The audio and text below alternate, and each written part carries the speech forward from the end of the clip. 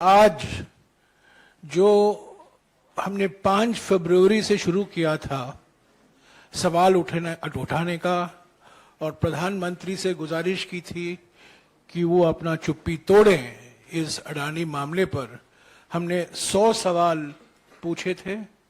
उसका जो एक बुकलेट भी तैयार किया गया है और उसका भी आज विमोचन होगा।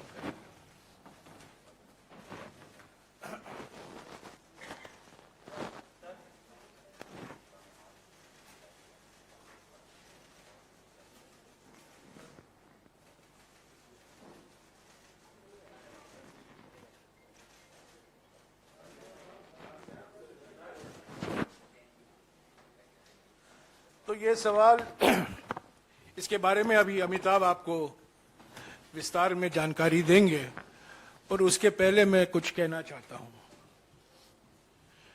कल शाम को आपको जानकारी होगी कि सभी की ओर से एक कंसल्टेशन पेपर प्रकाशित किया गया। कल शाम को 31 मई को, और इसका एक इतिहास है। जो विदेशी निवेशक हैं हमारे शेयर बाजार में, वो उनके लिए कुछ नियम होता है। उस नियम के अनुसार ही उनका निवेश होता है हमारे कंपनियों में, शेयर बाजार में। 31 दिसंबर 2018 को ये नियम कमजोर किया गया और 21 अगस्त 2019, ये डेट बहुत महत्वपूर्ण है। पहले 31 दिसंबर 2018 को ये नियम कमजोर किए गए और 21 अगस्त 2019 को ये नियम हटाया गया। ये नियम क्या है?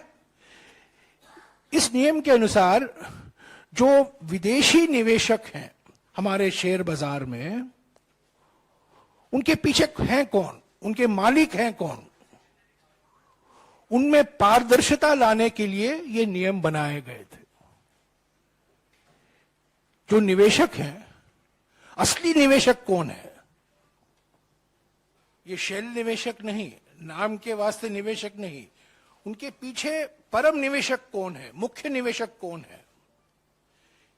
इसके लिए नियम बनाए गए थे जो 31 दिसंबर 2018 को कमजोर किया गया और 21 अगस्त 2019 को बिल्कुल हटाया गया। पहले से था, 2014 से था। ये इसका नतीजा ये हुआ,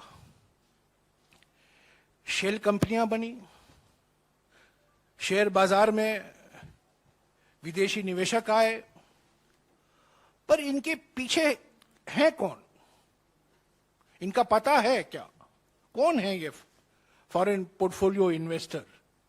उसकी पूरी जानकारी हासिल नहीं हो पाई और इसका एक नतीजा ये हुआ कि इस अडानी मामले में, जो अभी आपको अमिताभ बताएंगे, इस शेल कंपनियों में 20,000 करोड़ रुपया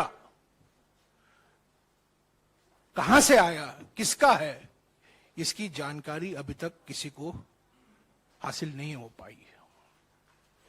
सेबी ने कल शाम को ये कंसल्टेशन पेपर क्यों निकाला?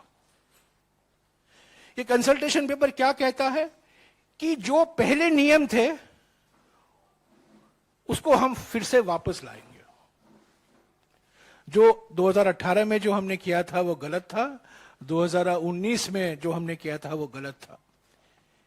इसका एक संदर्भ है, पृष्ठभूमि है। सुप्रीम कोर्ट की एक्सपर्ट कमेटी ने अपनी रिपोर्ट में, जो अडानी मामले में गठन किया गया था, आपको याद होगा, उनका एक महत्वपूर्ण सिफारिश यह था कि ये नियम के हटाने से बहुत नुकसान पहुंचा है। हमारे शेयर बाजार में जो विदेशी निवेशक हैं उनको हम सही ढंग से पहचान नहीं पाते हैं। उनके मालिक कौन हैं, उसकी जानकारी हमें मिलती नहीं है। और उन्होंने सेबी को विनम्र शब्द में दोषी ठहराया और उसका ये नतीजा निकला है कि सेबी अभी शीर्षासन, आजकल योगा का जमाना है, तो सेबी में शीर्षासन किया है और ये कंसल्टेशन पेपर निकाला है। और इसका मकसद है कि शेयर बाजार में जो भाग लेते हैं उनसे फीडबैक लें कि क्या हम पुराने नियम वापस ला सकते हैं कि नहीं। तो मैं समझता हूं जो 100 सवाल कांग्रेस पार्टी ने पूछा, जो सवाल राहुल गांधी जी ने लोकसभा में पूछा और जो सिफारिशें सुप्रीम कोर्ट की कमेटी ने की, उसका असर कल हम शाम को देखने को मिला। अभी 14 अगस्त तक सेबी को समय दिया गया है अपनी रिपोर्ट पेश करने के लिए।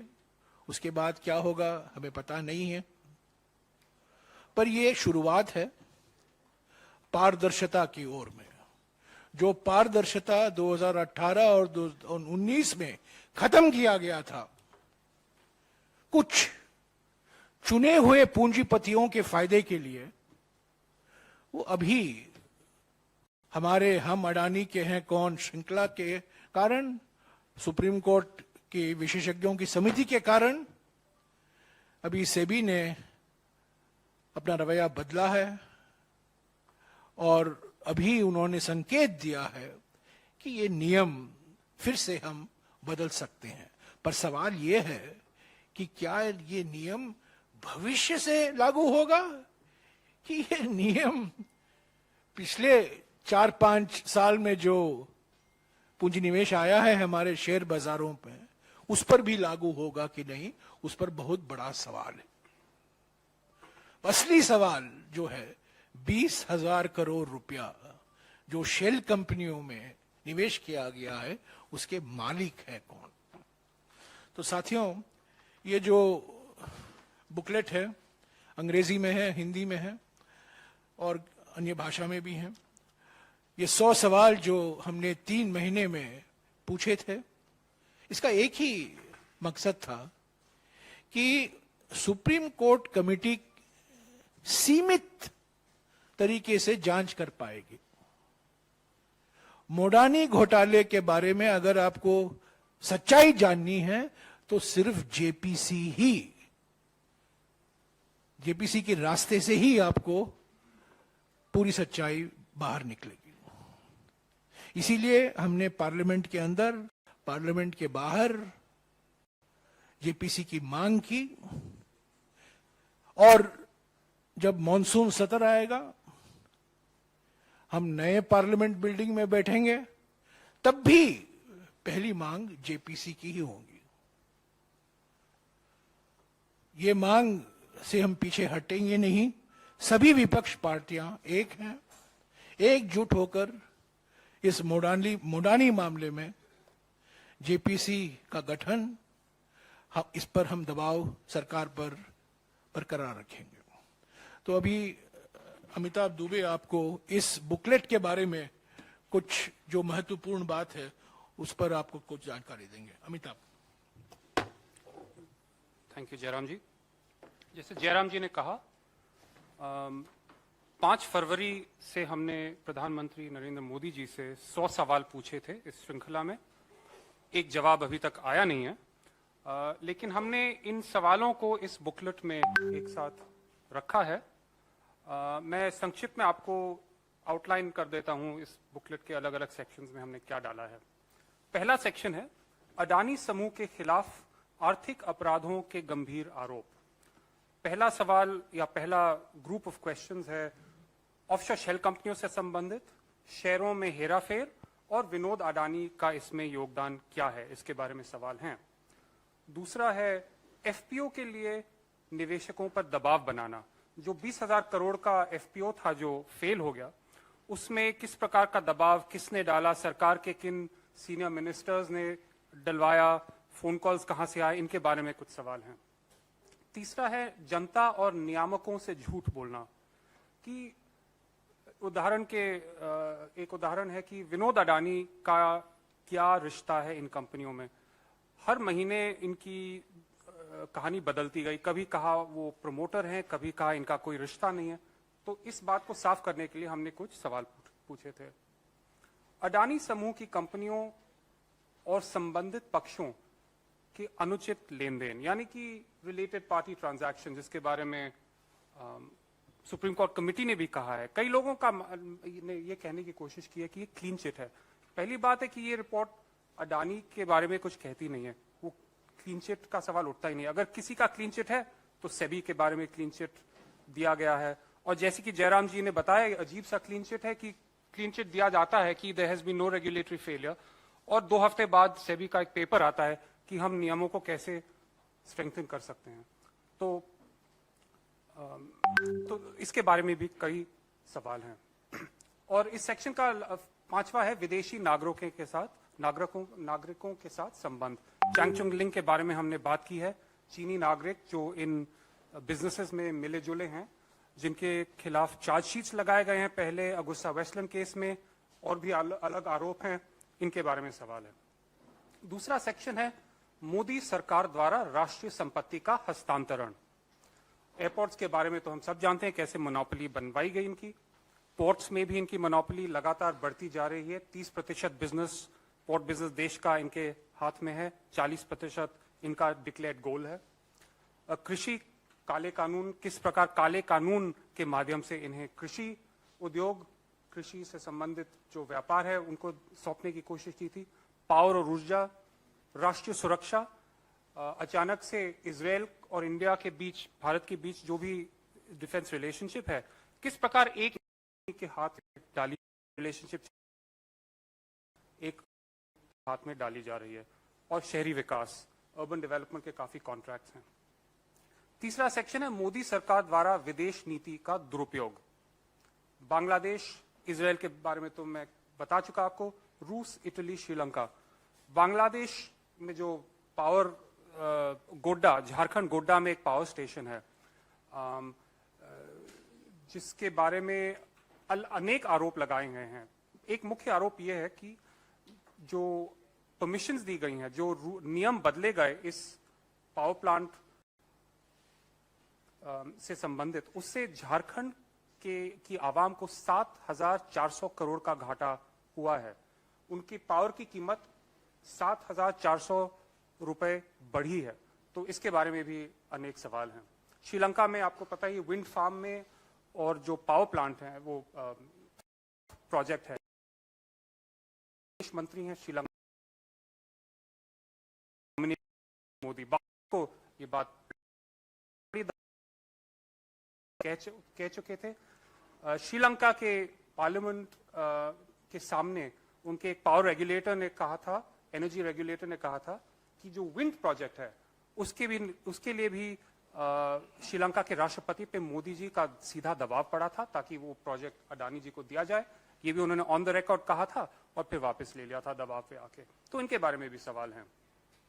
फिर एक सेक्शन है नियामकों और एजेंसियों को मोदी सरकार द्वारा चुप करवाया जाना। आप सबको पता है कि ईडी और सीबीआई और अनेक एजेंसियां जो हैं, जांच एजेंसियां हैं इंडिया की, कितनी एक्टिव रहती हैं जब विपक्ष का सवाल होता है, जब विपक्ष के नेताओं पे जांच होती है। एक आंकड़ा आप सबने देखा होगा कि यूपीए के शासनकाल में लगभग 40, 50, 55% केसेस विपक्ष के खिलाफ होते थे, ईडी के और सीबीआई के, और मोदी जी के शासनकाल में 95% विपक्ष के खिलाफ हैं। तो ये बायस साफ दिखाई दे रहा है। और ये एजेंसियां जो है अडानी घोटाले, अडानी महाघोटाले में क्यों सोई पड़ी हैं, ये सवाल हमने उठाया है। आखिर में आते हैं भारत के लोगों का नुकसान। एलआईसी और एसबीआई का पैसा इन कंपनियों में कैसे डलवाया गया, लोन के द्वारा, इन्वेस्टमेंट के द्वारा, इसके जिम्मेदार कौन है? पब्लिक सेक्टर बैंक्स का भी इसमें योगदान है। खुदरा निवेशक, उनको नुकसान कैसे पहुंचाया गया है, और जनरली नागरिकों, भारत के नागरिकों को कैसे नुकसान पहुंचाया। तो ये हमारे 4-5 सेक्शंस हैं जिसके द्वारा हम न सिर्फ अडानी जी बट प्रधानमंत्री नरेंद्र मोदी से सीधा सवाल कर रहे हैं कि आपका इसमें क्या योगदान है, आपने इनको ऐसे इनेबल क्यों किया है। तो ये हमारा ओवरऑल ब्रोशर है और अभी तक जवाब नहीं मिले हैं किसी के, और हमारा मानना है कि जवाब मिलने भी नहीं वाले, इसलिए इसका एक ही उपाय है कि एक जॉइंट पार्लियामेंट्री कमेटी का गठन हो, जिसके माध्यम से हम न सिर्फ वो विषय जो एक्सपर्ट कमेटी जो जिनका लिमिटेड रीमिट था, लेकिन विस्तार से इसकी जांच हो पाए। Thank you. साथियों, जैसा कि मैंने कहा, इमारत नहीं हो सकती है पर मुद्दे पुराने हैं। इमारत नहीं है पर मांगे पुराने हैं। जेपीसी की मांग हमारी रहेगी। सभी विपक्ष पार्टियों की ओर से मॉनसून सत्र में भी यही सवाल उठाया जाएगा और हम उम्मीद करते हैं कि 14 अगस्त तक जो सेबी की ओर से सुप्रीम कोर्ट को उनको रिपोर्ट पेश करना है, उसके बाद भी कुछ कई सवाल उठेंगे, तो ये मामला अभी चलता रहेगा पर इमारतें बदलते रहेंगे।